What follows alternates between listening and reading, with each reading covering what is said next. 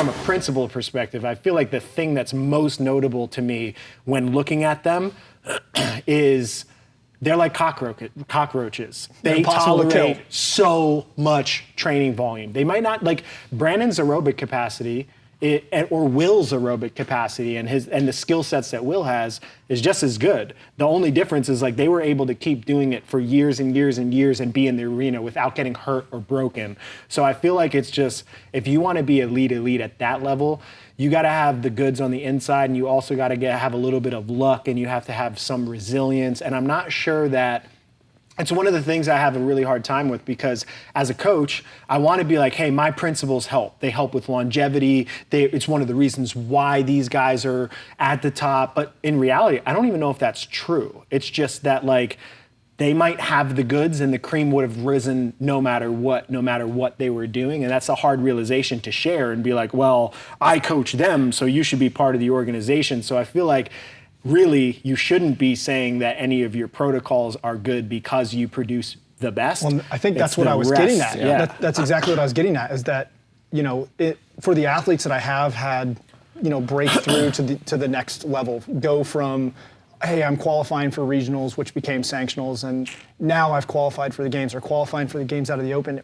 There was no moment where it was like, oh man, this was the difference. It was like they were just training. They were training hard and training consistently, and we were fighting to keep them healthy, and we were fighting to keep them motivated, and fighting to keep them, you know, engaged in what they were doing, and just focused on, all right, your biggest weakness is still your strength, or in Cedric's case, your biggest weakness is still your wall ball, right? Like we're still working on the fundamentals in the sport and just building those and building those and building those over time. And then all of a sudden, it all, like you said, the cream rises to the top, and then boom, now they've achieved some standard that everyone looks at and they're like, oh, that's elite. Yeah, I think two things, not to cut you off, it's kind of two things that I take from what both of you guys are saying. One, in this sport, it's going to change over time, and the 10,000-hour rule will probably be true at some point as we get deeper into you know, a 20-year sport and then a 30-year sport. But it does take time, and so like for those that are watching and wondering like, well, how can I become elite? Some people are just better than others, and that's just the nature of the game. But I do think like you look at how hard Josh has worked, or how I remember watching Noah the first year that he ever made regionals, and how, I mean, he was talented then, but how much better he has become. And that's kind of what has defined him over the course of the last 8 years or however much it's been.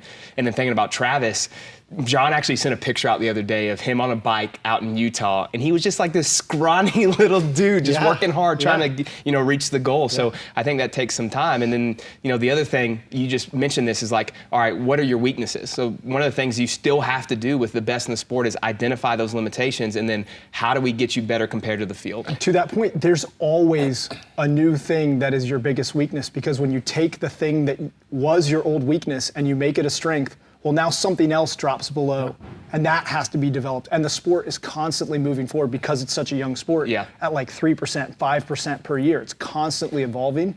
And so the things that were your strengths, like you were a 220, 10-minute max calorie assault bike.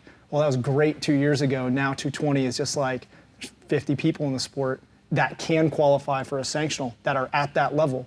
Now you've got to, if you want to be the so top now of the if top, it comes up and you have to do it at the field and you get tested, you can wait to get exposed, or you could pre-prepare and train to make sure you have that system developed just in case it comes up. And in the process of doing that, that impacts strength. Like it's really a juggling act at that point, because you're trying to figure out how much can they tolerate, how much do they want to tolerate, what are they motivated to do, what's going on in the world. So like Travis has dealt with a lot of burnout, and I think more so because of the nature of the chaos and the change and the games changing and the games changing format. And like, it's different when you're planning, when you have 3 kids to take care of and a business, right? Like you're like, well, is my income stream going to stay steady? When am I going to compete? Where's the money going to come from? So you have to have a like kind of a practical approach to the game. So Travis will go through these lulls where he's like, well, I got nothing to train for. And then it's like, okay, we were training for West Coast Classic. And West Coast Classic announced that they were doing all repeats. And I was like, oh shit, this could be really good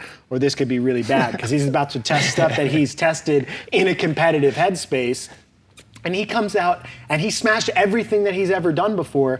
And I think some of it for him is just the the belief leading up to that. Yeah, in practice leading up to West Coast Classic, which was like by like minutes too on a couple workouts, right? Crushing it was them. insane. And I really think some of it was just that he refused to believe that the years of training that he put up since that test hadn't made him more fit.